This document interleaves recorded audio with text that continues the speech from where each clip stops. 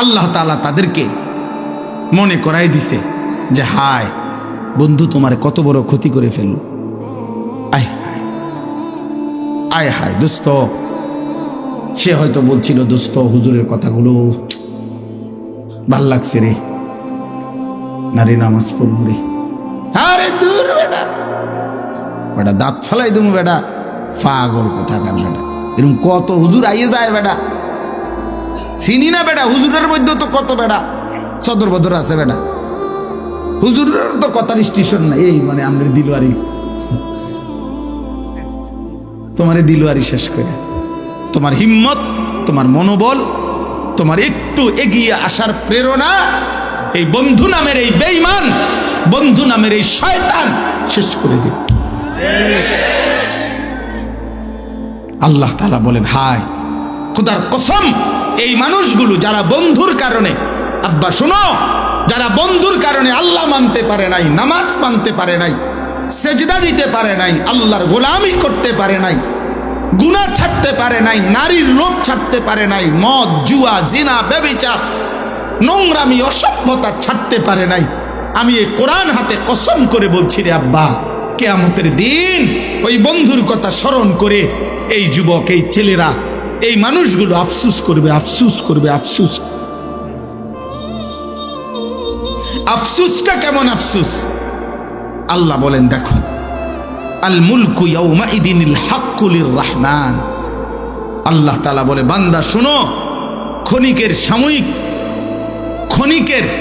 সাময়িক জীবিত থাকাকালীন কিছু মালিকানা দুনিয়ার মধ্যেও আমি দিয়েছিলাম তোমাদেরকেও। তোমারে বলছি তুমি এই 10 শতকের মালিক, তোমারে কইছি তুমি এই 30 শতকের মালিক, তোমারে বলছি তুমি এই গাড়িটার মালিক, তোমারে বলছি তুমি এই গাড়িটার মালিক, বাড়ির মালিক। আচ্ছা এডিরে তুমি মালিক কইছো নিজেরে, আমি আল্লাহও কিছু কই নাই। আচ্ছা ঠিক আছে, যে আর যে কয়দিন সুবিধা এ কয়দিন মালিক বনো, মালিক হইতে থাকো।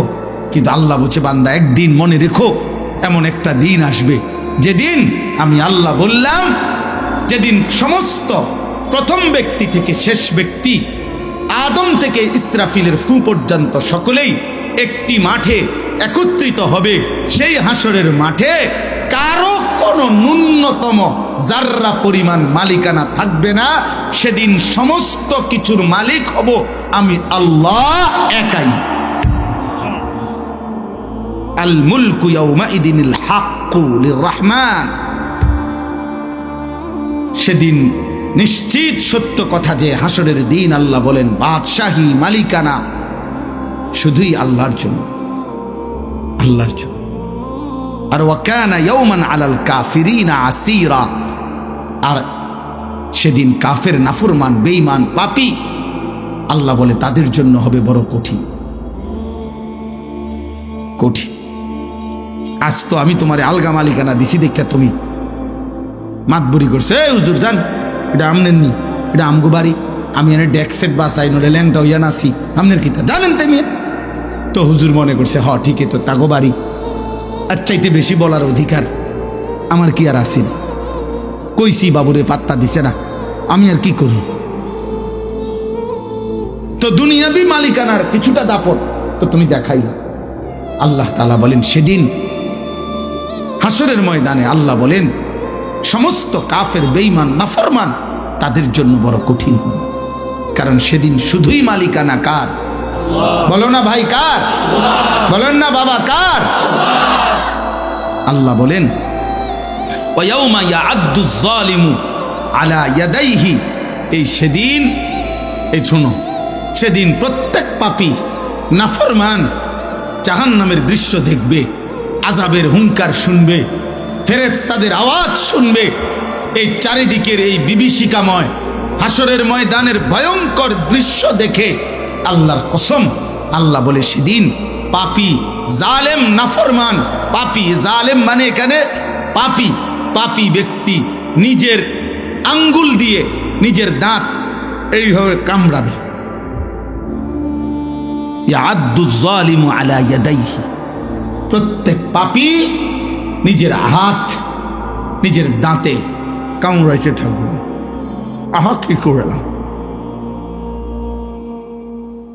আহা কি করলাম। ইয়াকুলু ইয়া লাইতানি ইত্তাখাযতু মা'আর রাসূলি সাবিলা। আঙ্গুল কামড়াইতে কামড়াইতে ছিঁড়ে ফেলতে চাইবে, দাগ বসায়া ফেলবে, আর চোখের পানি ফেলে আফসোস করবে আর বলবে, হায় আমি যদি রাসূলের পথ ধরতাম। ইয়া লাইতানি ইত্তাখাযতু মা'আর রাসূলি সাবিলা। আহা মন্দ কপাল আমি যদি বন্ধু, আমি যদি রাসূলের পথ ধরতাম। এরপরে দেখো, এরপরের শব্দটা বলার জন্যই আমি এটা পড়ছি। ইয়া ওয়াইলাতা লাইতানি লাম আত্তাখিজ ফুলানান খলিলা। এ খলিল মানে বন্ধু, খলিল মানে কি? বন্ধু। আল্লাহ বলে প্রত্যেকটা পাপী, খোদার কসম, সেদিন নাফরমান পাপী এই আঙ্গুল কামড়াবে আর বলবে, ইয়া ওয়াইলাতা, হায় আমার আফসোস, লাইতানি, আহা আমি যদি, লাম আত্তাখিজ ফুলানান, অমুককে, অমুককে, এই নাম মনে পড়বে, ওই লম্পটকে, ওই নারী লুবিকে, ওই মদখোর গাঁজাখোর ফুট্টাখোরকে, ওই জুয়ারিকে, ওই মানুষ নামের দুষ্ট শয়তানটাকে আমি যদি খলিলা। আমি তো এমন বুড়া মানুষ দেখছি, কসম খোদা, এমন বুড়া মানুষ তো দেখ, একবারে বুড়া বেকা হইয়া গেছে, বুড়া এমন ডাকাত, একটা সেজদা দেন। আর আমি সবাইরে বলতেছি না, আমি নিজে দেখছি, আমার মহল্লাতে আছে। আয় হায়, আয় হায়, 70 বছরের বুড়া চাচা আর কোনোদিন আখেরাত মনে করে না, আখেরাত মনে করে। আল্লাহ যদি না ফিরায়, আমরা হাজার ওয়াজ বেটা, আমি বক্তা না বেটা, বাংলাদেশের সমস্ত বক্তা যদি বাইটা পাউডার বানাইয়াও খাওয়ায়, আল্লাহর কসম, আল্লাহর কসম, আল্লাহর কসম, হেদায়েত চূড়ান্ত ফয়সালা আমাদের কারো হাতে না, শুধুই কেবল আল্লাহর হাতে, আল্লাহর হাতে, আল্লাহর হাতে। আমরা শুধু বলে যাই আমরা ফেরিওয়ালা, যে শুধু পণ্যের ঘোষণা দিতে থাকি, যে রবের কথা বলতে থাকি, আসমানওয়ালার কথা বলতে থাকি, বলতেই আছি, বলতেই থাকি, কিন্তু ফায়সালা করে কে? আল্লাহ। আমাদের নবী সাল্লাল্লাহু আলাইহি ওয়াসাল্লামের হাতে অসংখ্য লোক কালেমা পড়ে মুসলমান হয়েছে কিনা? কথা বলে না তো? তা আবু তালেব হলো না কেন? নবীজির আপন চাচা, উনি তাইলে নবীর হাতে কালেমা পড়ল না কেন? মূলত ফায়সালা তাইলে কোথায়?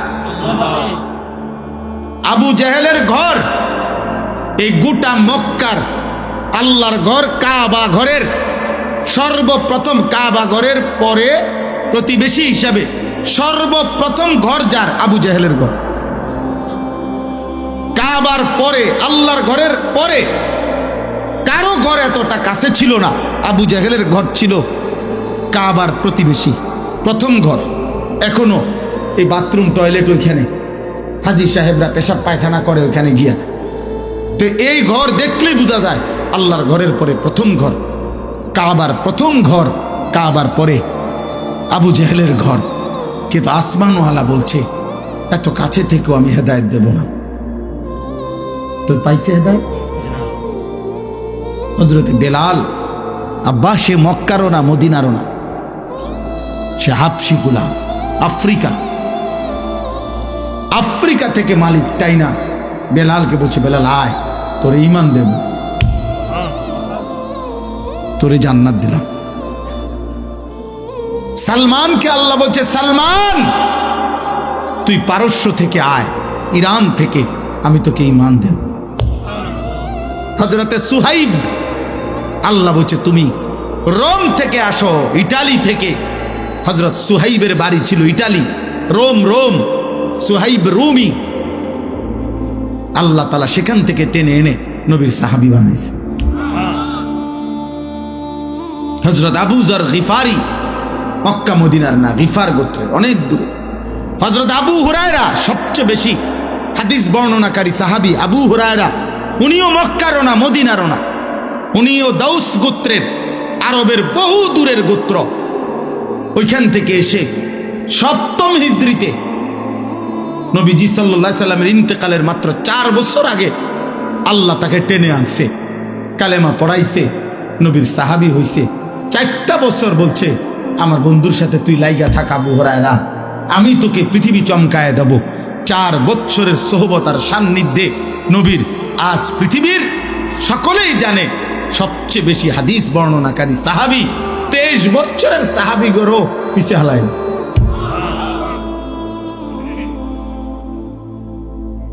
আল্লাহ গায়ে দিছে। এই জন্য জওয়ান ভাই চলো, আমার কথা শেষ। আমি একটা ছেলেকে একটা বাবাকে বুঝাইতে চাই, আমাদের কারো জন্য ইসলাম আটকাবে না, আখেরাত আটকাবে না, আমাদের জন্য না। কোরআন আমাদের কাছে মুখাপেক্ষী না। আল্লাহ তাআলা সেদিন বুঝাইছে, বন্ধু যে কয়জন লোক লাগবে ইসলামের বিজয়ের জন্য আমি নেব, আপনি দাওয়াত দেন। লোক নিমু আমি, হেনতে নিমু না হেনতে নিমু, এটা আমি বুঝব। বুঝেন নাই কথা? মক্কার থেকে নেমু না মদিনার থেকে নেমু, না ইরান থেকে নেমু না ইউরোপ থেকে নেমু, এটা আমি বুঝবো। লোক নেব আমি, লোক নেব আমি। কিন্তু আপনি দাওয়াত দেন, আপনি বলেন, আপনি নিজস্ব সিদ্ধান্তে ফয়সালা দিতে পারবেন না, হেদায়েত দিতে পারবেন না। এই জন্য আমরা তোমাদেরকে আল্লাহর হাওয়ালা করছি। তোমরা আলহামদুলিল্লাহ অনেক যুবক, অনেক তোমরা আমার এটারে অনুরোধ, আমি এ কোরআন হাতে ধরে বলবো, তোমরা আমার এটারে জনপ্রিয়তা মনে করো না।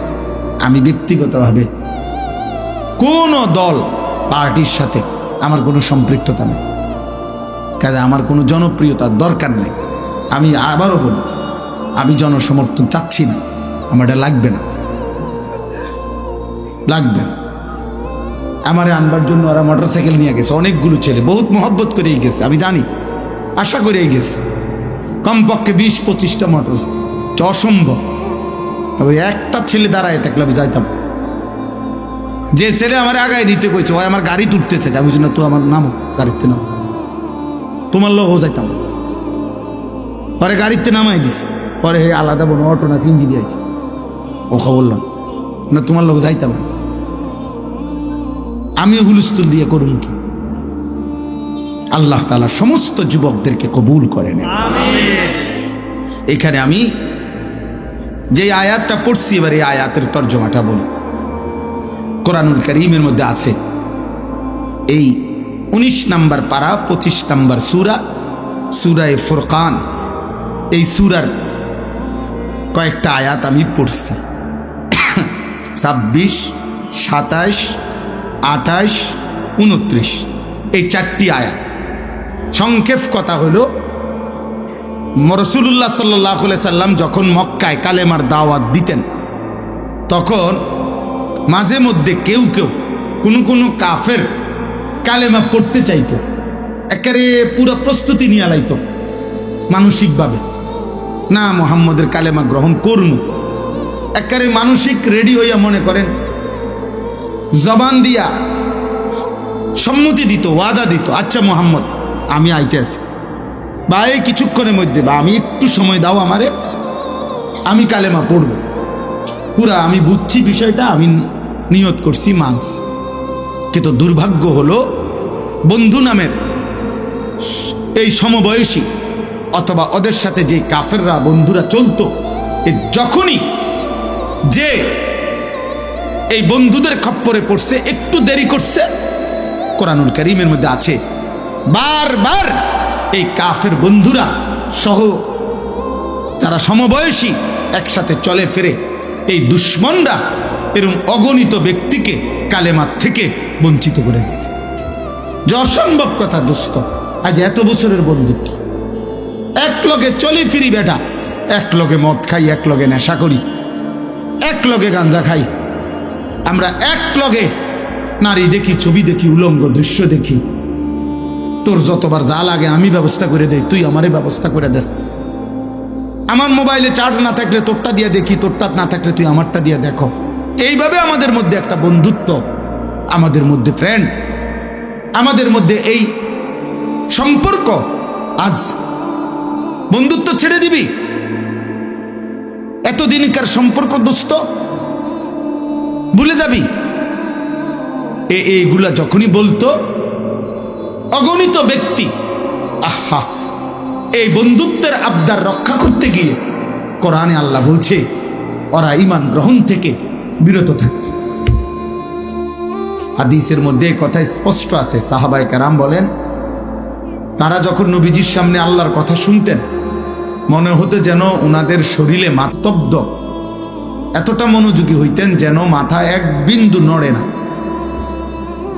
কোন কোন সাহাবা বর্ণনা করছেন মনে হইতো যেন আমাদের মাথার উপরে, কাঁধের উপরে আইসা পাখি বসছে, আমরা এভাবে নীরব থাকতাম, কোনো নড়াচড়া নেই। ইচ্ছা করলে পাখি এসে বসতে পারত, এতটা মনোযোগ দিতেন।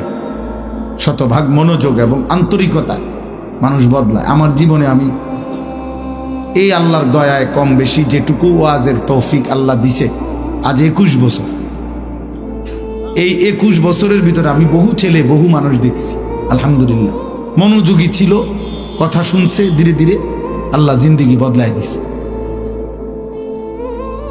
আর এই অমনোযোগী গাফেল ফালতু মানুষ, এই ফালতুই রয়ে গেছে, বুড়ো হয়ে গেছে, বাঁকা হয়ে গেছে, কিন্তু অসভ্য অভ্যাস এখনো যায় না, বদ অভ্যাস যায় না, কোনো পরিবর্তন নেই। কেন? কলিজা খুললে দেখা যাবে হৃদয়ে আল্লাহর কথা শুনবার, গ্রহণ করার কোনো মানসিকতাই ছিল না, যার কারণে কোনোদিনও পরিবর্তন হয় না, বদলায় না। একটা 1 বছরের বাচ্চা সে যদি একটা ছোট্ট পুকুরে পানিতে, একটা 1 বছরের বাচ্চা, মাসুম বাচ্চাও যদি একটা ঢিল মারে, ছোট্ট ঢিল, বাচ্চাটাই ছোট, ঢিলটাও তো ছোটই হবে, এই একটা ছোট্ট ঢিল মারলেও ওই পানিটা একটু হলো নড়ে। আর এটা কেমন মানুষ, খোদার 1 বছরে প্রতিদিন 5 ওয়াক্ত নামাজের আজান হয়, একদিনও 5 ওয়াক্ত নামাজ পড়ে না, এটা কেমন মানুষ? এটা তো আসলে মানুষ না, এটা মানুষ রূপী এক ধরনের জানোয়ার। এটার তো কোনো দিল বলতে কিছু নাই। এই দিল যদি পাথরও হইতো তাইলেও পাথরের উপরেও যদি কেউ 1 বছর পানি ঢালতো পাথরটাও নরম হয়ে যেত। 365 দিন খোদার 1 বছরে কোনো দিন ফজরের আজান শোনে না, সে কিসের মানুষের বাচ্চা? এইটা অমানুষ না তো মানুষ? অমানুষটাকে, এইটা মানুষ রূপী জানোয়ার না তো জানোয়ারটাকে?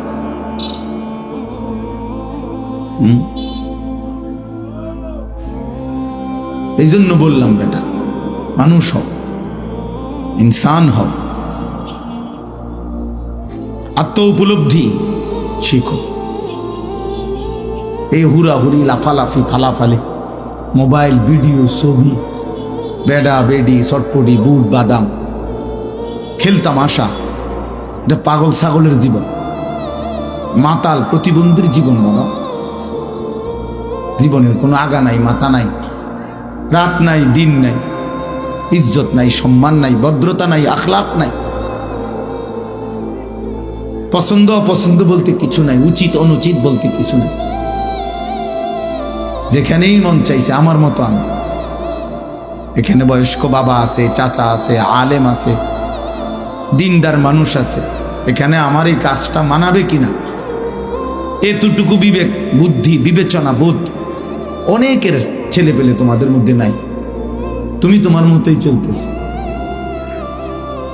তোমার চুল, তোমার চেহারা, একজন ভাবা উচিত একজন আলেম দেখলে কি মনে করবে, একজন বয়স্ক বাবা চাচা দাদারা দেখলে কি মনে করবে, মা চাচিরা দেখলে কি মনে করবে? তোমার মুখের এই বিশ্রী গালি, মাত্র 14 বছর 16 বছর বয়সে এমন নোংরা গালি এক বন্ধু আরেক বন্ধুকে দেয়, কুত্তাও এমন কথা কয়, এটা বন্ধুত্ব হইলো? বন্ধু আবার বন্ধুরে গালি দেয় কেন? বন্ধু আবার বন্ধুর ফাসাদ লাথি দেয় কেন? বন্ধু আবার বন্ধুর বোনকে নিয়ে অসভ্য কথা বলে কেন? কিভাবে সম্ভব? যদি মানুষ হইতো। এই জন্য ভাইয়া মনে রাখো বাবা, যে যেখান থেকে আসো ভাই, জীবনের অর্থ কিন্তু শুধু উপভোগ না, জীবনের অর্থ শুধু উল্লাস না, জীবন মানে উপভোগ, জীবন মানে লজ্জাস্থান না, যে লজ্জাস্থানের চাহিদা পূরণ শাহওয়াত, এরই নাম জিন্দিগি? না না, এটা জীবন না, এটা কোনো মানুষ না। মানুষ তাকে বলে বিবেক বুদ্ধি যার কাজ করে, উপলব্ধি যার আছে, পার্থক্য শক্তি যার মধ্যে আছে, অর্থাৎ এটা সত্য, এটা মিথ্যা, এটা উচিত, এটা অনুচিত, এটা করণীয়, এটা বর্জনীয়, এটা হালাল, এটা হারাম, এটা আদেশ, এটা নিষেধ, এই পার্থক্য শক্তি। এটা মা, একে দেখা যাবে, এটা আমার বোন, একে দেখার অনুমতি আছে, এটা আমার স্ত্রী, একে দেখার অনুমতি আছে, এটা ভিন নারী, এটা অন্য মহিলা, আমার দেখার অনুমতি নাই, এই পার্থক্য শক্তি যার মধ্যে আছে। এটা আমার উপার্জনের টাকা, এটা নেওয়া জায়েজ আছে, এটা সুদের টাকা, এটা নেওয়া আমার জন্য জায়েজ না। এই যে পার্থক্য শক্তি, হালাল হারাম, এটা কুকুর, এটা খাওয়া জায়েজ নেই, এটা ছাগল, এটা গোশত খাওয়া জায়েজ আছে, এই যে পার্থক্য, এইটুকু শক্তি খোদার কসম যার মধ্যে নাই, এই বিবেচনা বোধ, পার্থক্য শক্তি, অমানুষ না, জানো। আমি বল ওরে জানোয়ার বল, আরো যদি ভয়ঙ্কর বলতে হয় তো এই আচরণ কুত্তার আচরণ। এই জন্য নিয়ম হলো, বইতে আছে, কুকুর যেই কোনো ফেলে দেওয়া জিনিসে মুখ দেয়, কুত্তার স্বভাব এটা, যেই কোনো ফেলে দেওয়া জিনিস মুখ দেয়। তাহলে তোমরা যারা যেই কোনো নারীয়ে দেখো, তোমার জন্য এটা হালাল না হারাম তার কোনো বাস বিচার নেই, মুসলমান না কাফের, হিন্দু না বৌদ্ধ, ইহুদি না খ্রিস্টান, এত কিছুর দরকার নাই, আমি সব দেখি। আমি এই স্বভাব কুকুরের স্বভাব, কিতাবে আছে, আমরা পড়ছি, বাঘের স্বভাব। বাঘ প্রাণীর মধ্যে সে কখনো এমনি ফেলে রাখা গোশত মুখ দেয় না, জঙ্গলের বাঘ নিজের শিকার করা গোশত ছাড়া সে খায় না। এটা তার আত্মমর্যাদা, আত্মসম্মান, এটা তার প্রেস্টিজ। এই জন্য আমি এটা কখনোই আহামরি কিছু মনে করি না। অনেক ছেলে হইছে, কম হইছে, বেশি হইছে, অনেক মানুষ হইছে, না হইছে, হইলেই কি না হইলেই কি, হইলেই কি আর না হইলেই কি। আমি তো এটা ইয়াকিনের সাথে বিশ্বাস করি, একজনের কাছে আল্লাহর কথা বললে সওয়াব হয়, সওয়াব হয়। যদি একজনও না থাকে, নিজের সাথে নিজে বোঝাপড়া করলেও খোদার কসম সওয়াব হয়।